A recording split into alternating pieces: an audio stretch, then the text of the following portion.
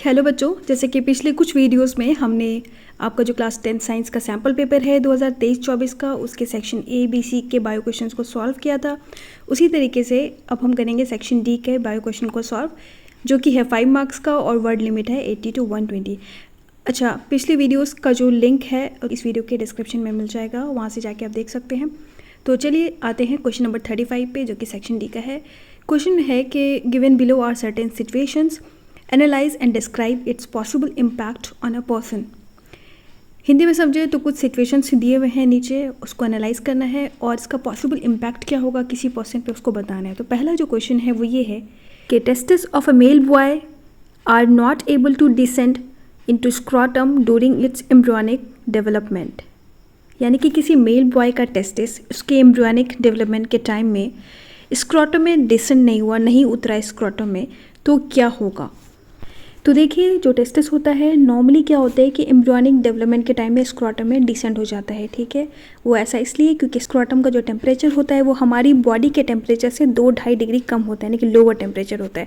वो ऐसा इसलिए क्योंकि टेस्टिस बनाता है स्पर्म एंड स्पर्म को स्टोर भी करता है, और स्पर्म बनाने के लिए यानी कि स्पर्मेटोजेनेसिस के लिए टेस्टिस को कम टेम्परेचर चाहिए, लोअर टेम्परेचर चाहिए। ठीक है, और इसी कंडीशन में वो स्पर्म का फॉर्मेशन करेगा। तो जब एम्ब्रियोनिक डेवलपमेंट के टाइम में टेस्टिस डिसेंड नहीं होगी स्क्रॉटम में, तो जो हायर टेम्परेचर है बॉडी का वो हार्म कर सकता है टेस्टिकल्स के डेवलपमेंट को, और इसकी एबिलिटी को फ्यूचर में जो स्पर्म बनाएगा उसकी एबिलिटी को भी हार्म कर सकता है। And this could possibly lead to infertility. पर एक इम्पॉर्टेंट बात यह है कि जो अनडिसेंटेड टेस्टिस होता है वो नॉर्मली आधे से ज़्यादा बच्चों में मूव डाउन हो जाता है खुद से with in 6 month of life. ठीक है, बर्थ के 6 मंथ में ही जो अनडिसेंडेड टेस्टिस है वो स्क्रॉटम में आ जाता है। और अगर ऐसा नहीं होता है तो फिर पीडियाट्रिक स्पेशलिस्ट को दिखाना चाहिए और ट्रीटमेंट इसका होना चाहिए। चलिए बढ़ते हैं आगे क्वेश्चन की तरफ। जो नेक्स्ट क्वेश्चन है वो ये है कि वैसे difference of a man is plugged. क्या होगा अगर किसी पर्सन का वैसे डिफरेंस प्लग्ड हो गया या ब्लॉक हो गया तो चलिए पहले जानते हैं कि वैसे डिफरेंस होता क्या है। तो वैसे डिफरेंस का दूसरा नाम है स्पर्म डक्ट, और ये 2 मस्कुलर ट्यूब्स होते हैं जो कनेक्ट करते हैं एपिडाइडिमिस को यूरेथ्रा से। वैसे डिफरेंस का फंक्शन होता है कि ये मैच्योर स्पर्म को ट्रांसपोर्ट करता है टू यूरेथ्रा बिफोर इजैकुलेशन। सो अगर ये ब्लॉक हो जाए या प्लग्ड हो जाए तो ये प्रिवेंट कर देगा स्पर्म के पासेज को इनटू फीमेल रिप्रोडक्टिव सिस्टम। अच्छा, एक टर्म आता है वेजेक्टोमी। ठीक है, ये सर्जिकल मेथड है बर्थ कंट्रोल का। इसमें क्या करते हैं कि वैसे डिफरेंस को कट करके टाइट कर देते हैं, तो इससे क्या होता है कि स्पर्म का जो ट्रांसफ़र है वो ब्लॉक हो जाता है, वो ट्रांसफ़र नहीं हो पाता है स्पर्म का फीमेल रिप्रोडक्टिव सिस्टम में। आते हैं नेक्स्ट क्वेश्चन की तरफ। तो क्वेश्चन नंबर सी है कि prostate and seminal vesicles are not functional. तो क्या इम्पैक्ट पड़ेगा किसी पर्सन पे अगर उसका प्रोस्टेट एंड सेमाइनल वेसिकल जो ऑर्गन है वो फंक्शनल नहीं है। तो देखिए, जो प्रोस्टेट ग्लैंड है उसका मेन काम ये होता है कि ये प्रोड्यूस करता है सेमाइनल फ्लूइड, जो कि सीमेन का ही कंपोनेंट है। प्रोस्टेट जो होता है वो नरिश करता है स्पर्म को, न्यूट्रिशन देता है, इसके अलावा स्पर्म के ट्रांसपोर्ट में हेल्प करता है। वही बात करें सेमाइनल वेसिकल्स की, तो ये जो ऑर्गन है ये सेमाइनल फ्लूइड का मेजर पार्ट बनाते हैं, यानी कह सकते हैं कि सिग्निफिकेंट पोर्शन जो होता है सेमाइनल फ्लूइड का वो बनाएंगे सेमाइनल वेसिकल्स, और इनका काम यही होता है कि स्पर्म को मोटिलिटी प्रोवाइड करते हैं, स्पर्म्स को एक्टिव बनाते हैं। तो इसी तरीके से हम कह सकते हैं कि प्रोस्टेट और सेमाइनल वेसिकल्स जो ग्लैंड है ये अगर फंक्शनल नहीं होंगे तो स्पर्म की मोटिलिटी इफेक्ट होगी, स्पर्म्स को नरिशमेंट नहीं मिल पाएगा, स्पर्म्स डाई हो जाएंगे, सर्वाइव नहीं कर पाएंगे, और स्पर्म्स को ट्रांसपोर्ट के लिए जो मीडियम चाहिए वो मीडियम इनको नहीं मिल पाएगा, तो ये फीमेल रिप्रोडक्टिव पार्ट में नहीं पहुंच पाएंगे। नेक्स्ट क्वेश्चन है कि egg is not fertilised in a human female. यानी कि फीमेल बॉडी में अगर एग का फर्टिलाइजेशन नहीं होगा तो क्या होगा। तो देखिए, फीमेल बॉडी में एवरी मंथ जो ओवरी होती है एक एग रिलीज़ करती है। ठीक है, एंड साइमल्टेनियसली यूट्रस क्या करता है, अपने आप को प्रिपेयर करता है, यानी कि यूट्रस की जो वॉल है इनर लाइनिंग एंडोमेट्रियम वो थिक एंड स्पॉन्जी हो जाती है, और वो प्रिपेयर करती है खुद को कि वो फर्टिलाइज एग को रिसीव कर सके। क्योंकि जब अगर एग निकला और फर्टिलाइजेशन हो गया तो जाइगोट इम्प्लांटेशन के लिए एंडोमेट्रियम में आएगा और वहाँ पे इम्प्लांटेशन होगा, फर्दर एम्ब्रियो का ग्रोथ होगा। लेकिन अगर फर्टिलाइजेशन नहीं हुआ तो क्या होगा। तो एक्चुअली होता क्या है कि जब एग रिलीज़ हुआ और वो 24 आवर तक अलाइव रहता है।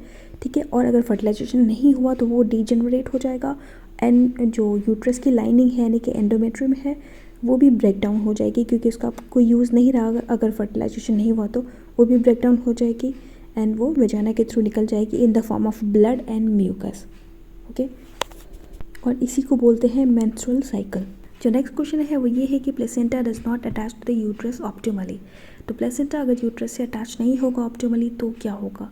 तो देखिए प्लेसेंटा का काम क्या होता है कि फीटस तक ऑक्सीजन एंड न्यूट्रिएंट्स पहुंचाना, ठीक है। मदर के सर्कुलेशन से फीटल सर्कुलेशन तक ऑक्सीजन और जो न्यूट्रिएंट्स है उसका ट्रांसफ़र करता है, और जो फीटस है वहाँ से वेस्ट प्रोडक्ट लेकर मदर के सर्कुलेशन तक डालता है।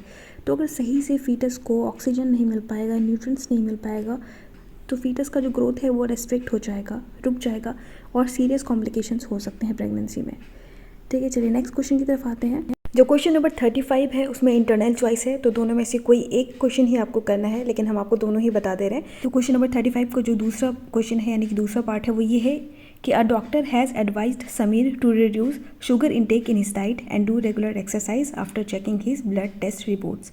किसी डॉक्टर ने समीर के ब्लड टेस्ट रिपोर्ट को चेक किया और उसके बाद उसे एडवाइस किया कि शुगर इनटेक अपनी डाइट में कम करे और रेगुलर एक्सरसाइज करे। And which disease do you think Sameer is suffering from? तो आपको क्या लगता है कि समीर को कौन सी डिजीज़ है? Name the hormone responsible for this disease, and कौन सा हार्मोन इस डिजीज़ के लिए रिस्पॉन्सिबल है, and the organ producing this hormone, and कौन सा ऑर्गन इस हार्मोन को प्रोड्यूस करता है। तो देखिए समीर को जो डिजीज़ है उसका नाम है diabetes mellitus, and insulin hormone इस डिजीज़ के लिए रिस्पॉन्सिबल है, और इंसुलिन हार्मोन को जो ग्लैंड प्रोड्यूस करता है या जो ऑर्गन प्रोड्यूस करता है उसका नाम है पैनक्रियास। चलिए समझते हैं कि डायबिटीज़ मेलाइटस होता क्या है। तो डायबिटीज़ मेलाइटस वो कंडीशन है, वो डिजीज़ है जिसमें कि हमारा बॉडी या तो बहुत कम इंसुलिन प्रोड्यूस कर रहा है, या फिर इंसुलिन तो सही से प्रोड्यूस कर रहा है लेकिन हमारा बॉडी उसको सही से ले नहीं पा रहा है, प्रॉपर्ली यूज़ नहीं कर पा रहा है इंसुलिन को, या फिर इंसुलिन एफिशिएंटली वर्क नहीं कर रहा है हमारी बॉडी में। अब समझते हैं कि जो इंसुलिन हार्मोन है उसका काम क्या होता है। तो इंसुलिन हार्मोन का काम होता है कि जो हमारे ब्लड में ग्लूकोज का लेवल है उसको रेगुलेट करना, यानी कि जो हमारे ब्लड स्ट्रीम है या ब्लड में जो ग्लूकोज है उसको अलाउ करता है कि वो बॉडी सेल्स में एंटर हो, ठीक है, और वहाँ वो जो बॉडी सेल्स है उसको एनर्जी के लिए यूज़ करे। और जैसे कि हमने पहले भी बताया कि डायबिटीज़ मेलाइटस दो कंडीशन में होती है। अगर कि हमारा बॉडी में इंसुलिन का प्रोडक्शन सही से नहीं हो पा रहा है, बहुत कम इंसुलिन प्रोड्यूस हो रहा है, तो भी क्या होगा कि ब्लड में ग्लूकोज का लेवल बढ़ेगा। या दूसरा कंडीशन ये है कि इंसुलिन तो सही से प्रोड्यूस हो रहा है लेकिन अगर हमारा बॉडी उसको सही से यूज़ नहीं कर पा रहा है इंसुलिन को प्रॉपर्ली, या फिर इंसुलिन ही एफिशिएंटली वर्क नहीं कर रहा है, तो भी इससे जो ब्लड स्ट्रीम है या ब्लड है उसमें ग्लूकोज का कॉन्सेंट्रेशन बढ़ेगा और डायबिटीज़ मेलाइटिस की कंडीशन होगी। तो देखिए जो डॉक्टर है उसने समीर को एडवाइस किया कि रेगुलर एक्सरसाइज करे। तो रेगुलर एक्सरसाइज का काफ़ी इंपॉर्टेंस होता है डायबिटीज़ मेलाइटिस में। उससे ये होता है कि ओवरऑल जो क्वालिटी ऑफ लाइफ है वो इम्प्रूव होती है और इंसुलिन की जो सेंसिटिविटी है वो भी बढ़ती है। चलिए बढ़ते हैं नेक्स्ट क्वेश्चन की तरफ। तो देखिए सेक्शन ई में 3 क्वेश्चन है फिजिक्स, केमिस्ट्री, बायो से, और तीनों ही क्वेश्चन 4 मार्क्स के हैं। तो क्वेश्चन नंबर 38 पे आते हैं जो कि बायो का क्वेश्चन है जो कि 4 मार्क्स का है, और ये जो सेक्शन ई में क्वेश्चन है वो केस बेस्ड क्वेश्चन है या डेटा बेस्ड क्वेश्चन है। तो देखिए क्वेश्चन ये है कि जो फिगर A to D है उसमें किसी फैमिली के जो 4 मेंबर हैं, राहुल, निशा और उसके पेरेंट्स, उनके जो एयर लोब्स के टाइप्स को रिप्रेजेंट किया गया है। तो राहुल ने जो अपनी फैमिली में 2 टाइप के एयर लोब्स देखे, जैसे कि free ear lobe and attached ear lobe, तो वो काफ़ी एक्साइटेड हुआ और अपने क्लासमेट्स के बीच में एक सर्वे कंडक्ट किया कि different types of air lobes पे। तो उसने जो 2 टाइप के एयर लोब्स यानी कि free and attached air lobes पाया, उसका एक चार्ट फॉर्म किया, ठीक है।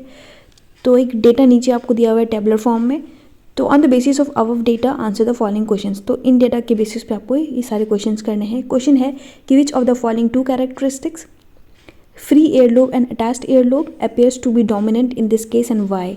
मतलब कि आपने देखा कि जो 2 फाइंडिंग आई ना, free ear lobe and attached ear lobe, इसके बेसिस पे आपको क्या लगता है कि कौन सा डोमिनेंट केस है, यानी कि फ्री एयर लोब डोमिनेंट है या फिर अटैच्ड एयर लोब डोमिनेंट है। तो इसका सही आंसर होगा फ्री एयर लोब, यानी कि फ्री एयर लोब जो है वो डोमिनेंट कैरेक्टर है, डोमिनेंट रेट है, क्योंकि आप देख सकते हैं इस टेबुलर चार्ट में कि जो मेजॉरिटी पॉपुलेशन है उसमें फ्री एयर लोब पाया गया।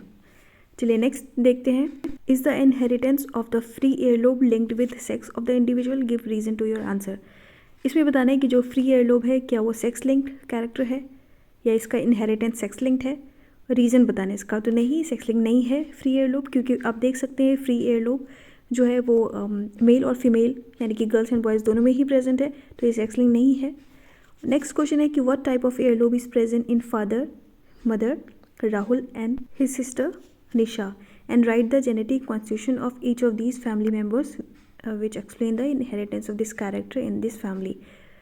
तो जो चारों जो फैमिली के मेम्बर्स हैं उनका जो टाइप ऑफ ईयरलोब है उसका जेनेटिक कॉन्स्टिट्यूशन लिखना है आपको। तो देखिए फिगर ए से डी तक आप देख सकते हैं कि इस फैमिली के चारों मेंबर्स का जो ईयरलोब का टाइप है वो दर्शाया गया है। तो आप देख सकते हैं फिगर से कि राहुल के फादर का जो ईयरलोब का जेनेटिक कॉन्स्टिट्यूशन होगा वो होगा कैपिटल एफ स्मॉल एफ, क्योंकि ये फ्री ईयरलोब है और ये जो कि डोमिनेंट कैरेक्टरिस्टिक्स है। वहीं राहुल की मदर का देखते हैं, ये भी कैपिटल एफ स्मॉल एफ, क्योंकि फ्री ईयरलोब है जो कि डोमिनेंट कैरेक्टरिस्टिक्स है। वहीं राहुल का देखें तो उसका अटैच्ड ईयरलोब आप फिगर में देख सकते हैं, और अटैच्ड ईयरलोब क्या है, वो रेसेसिव ट्रेट है या रेसेसिव कैरेक्टरिस्टिक्स है, ठीक है। और रेसेसिव ट्रेट जो होगा वो स्मॉल एफ, यानी कि दोनों ही एलील को रेसेसिव होना पड़ेगा रेसेसिव ट्रेट को एक्सप्रेस होने के लिए। वहीं डोमिनेंट जो ट्रेट है वो कैपिटल एफ भी हो सकता है और कैपिटल एफ स्मॉल एफ भी हो सकता है। अगर एक भी एलील डोमिनेंट हुआ तो वो डोमिनेंट ट्रेट अपने आप को एक्सप्रेस कर लेगा। वहीं निशा का फ्री ईयरलोब है जो कि डोमिनेंट ट्रेट है, ठीक है। इसका भी जो जेनेटिक कॉन्स्टिट्यूशन होगा वो कैपिटल एफ स्मॉल एफ होगा।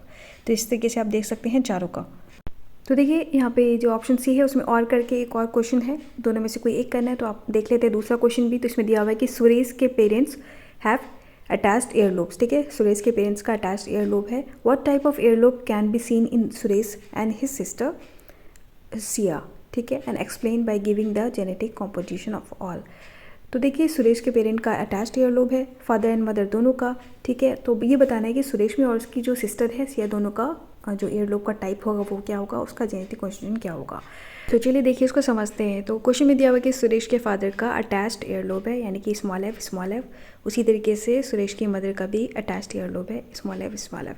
देखिए अटैच्ड ईयरलोब क्या है, रेसेसिव ट्रेट है, रेसेसिव कैरेक्टरिस्टिक्स है, यानी कि स्मॉल एफ। रेसेसिव ट्रेट जो होता है तभी वो अपने आप को एक्सप्रेस करेगा जब दोनों ही एलील्स रेसेसिव यानी कि स्मॉल एफ दोनों से आएगा जो गैमेट्स स्मॉल एफ। तो उस तरीके से जो कॉम्बिनेशन तैयार होगा सुरेश और सिया जो प्रोजेनी होंगे उनका भी ईयरलोब्स अटैच्ड ही होगा, आप देख सकते हैं। तो इस तरीके से बच्चों जो हमने बायो क्वेश्चंस थे CBSE 2023-24 के साइंस सैम्पल पेपर का वो हम लोगों ने सॉल्व कर लिया है। अगर आपको CBSE का 2023-24 का एडिशनल प्रैक्टिस पेपर के भी सॉल्यूशंस चाहिए तो आप हमें कमेंट बॉक्स में बता सकते हैं, हम वीडियो जल्द अपलोड कर देंगे। और इस सैम्पल पेपर में जो बायो के क्वेश्चन से रिलेटेड कोई भी डाउट है, कोई भी क्वेरीज है तो आप हमें कमेंट बॉक्स में पूछ सकते हैं। वीडियो अच्छा लगा है तो प्लीज़ इसे लाइक करिए, शेयर करिए, कमेंट करिए और चैनल पे नए हैं तो प्लीज़ सब्सक्राइब करिए। Thank you.